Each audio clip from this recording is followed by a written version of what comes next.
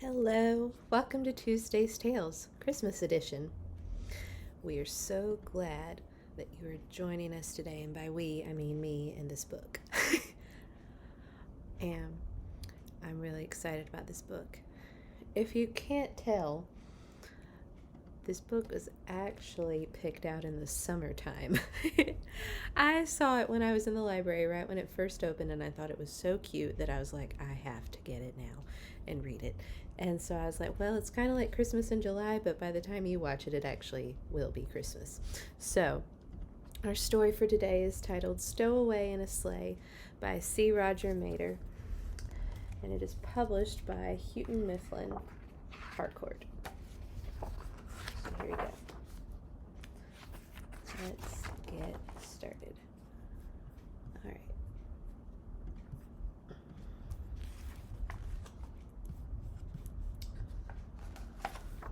It was the darkest hour of night when Slipper heard strange footsteps in the house.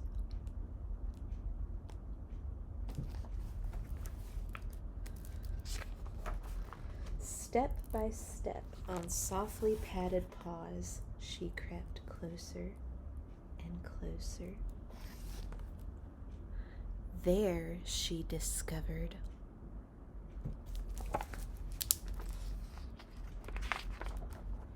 Mr. Furry Boots. Ah! Slipper was smitten.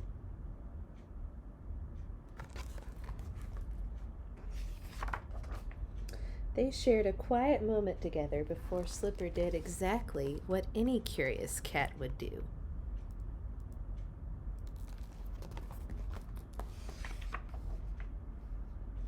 Oh, look what she's doing. She crawling into sack. Now my cat Pumpkin does this when I go on vacation and I leave my suitcase open. She likes to hop in it. Oh, uh-oh. Mr. Furry Boots had finished his rounds, so he headed on home without knowing he had a little passenger. Oh, look. Teeny little Slipper. Oh.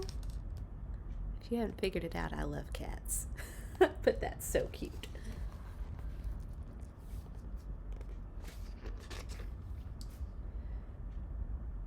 When they arrived, Mrs. Furry Boots saw the wiggling lump.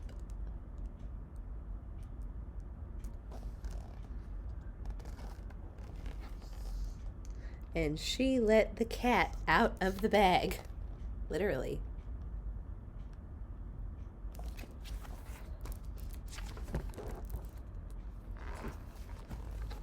Slipper was all tuckered out.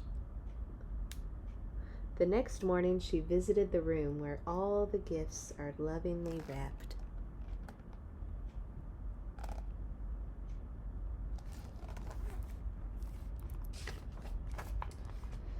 She found out they make toys for cats.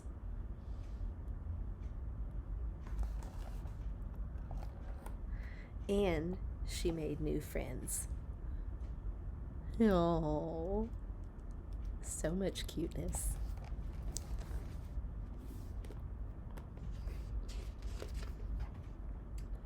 But back at the house, Slipper had a longing to be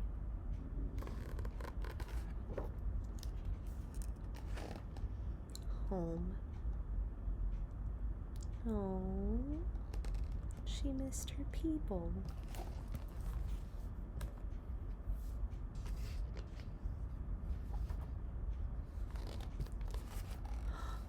She just starts walking home like Buddy the Elf.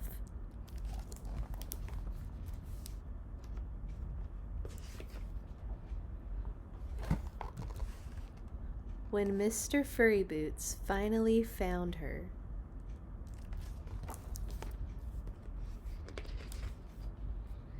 he understood.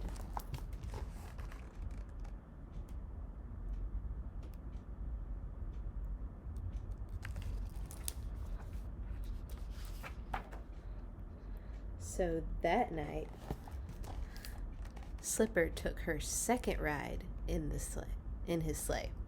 But this time she flew first class. Go, Santa, go.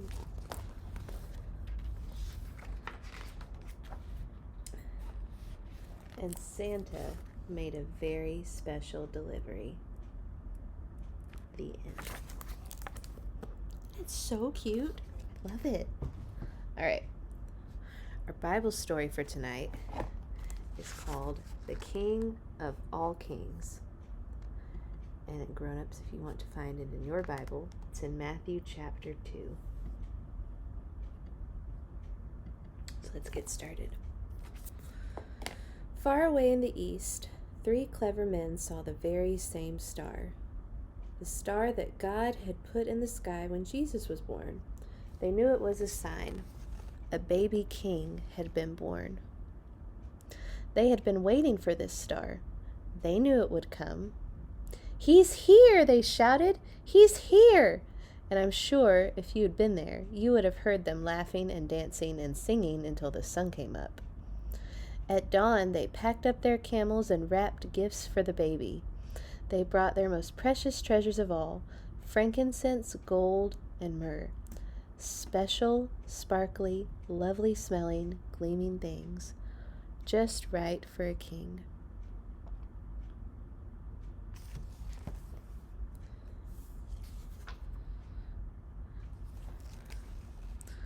The 3 wise men, actually, if you'd met them, you'd have thought they were kings because they were so rich and clever and important looking, set off. They rode their camels across endless deserts, up steep, steep mountains, down into deep, deep valleys, through raging rivers, over grassy plains, night and day and night, for hours that turned into days, that turned into weeks, that turned into months, until at last they reached, wow, that's a long time to be on a camel, Jerusalem.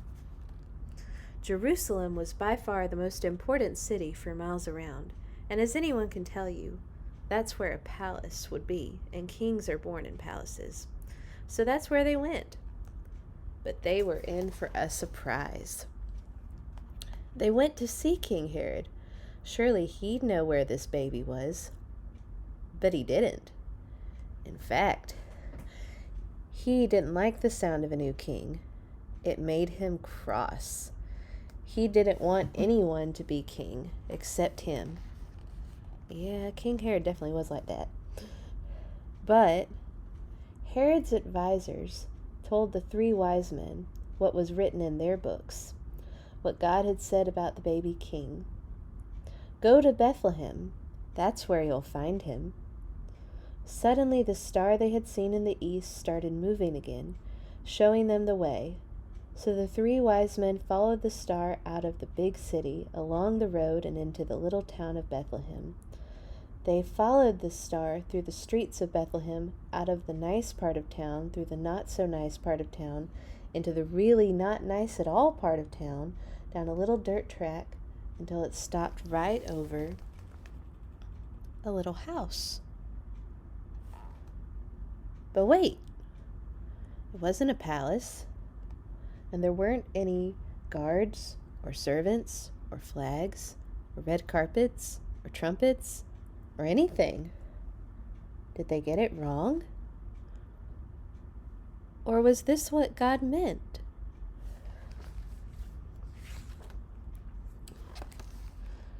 Sure enough, in that little house, there sitting on his mother's knee, they found him, the baby king. The 3 men knelt before the little king. They took off their rich royal turbans and gleaming golden crowns. They bowed their noble heads to the ground and gave him their sparkling treasures. The journey that had begun so many centuries before had led 3 wise men here, to a little town, to a little house, to a little child. To the king God had promised David all those years before. But this child was a new kind of king. Though he was the Prince of Heaven, he had become poor. Though he was the mighty God, he had become a helpless baby. This king hadn't come to be the boss. He had come to be a servant. And that, everybody, is what Christmas is all about. So glad that you could join me today. Our story for next week will be the great fun story, If You Take a Mouse to the Movies.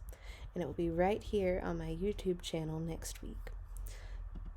Look forward to seeing you then. Kind of, not so live. Bye. Merry Christmas.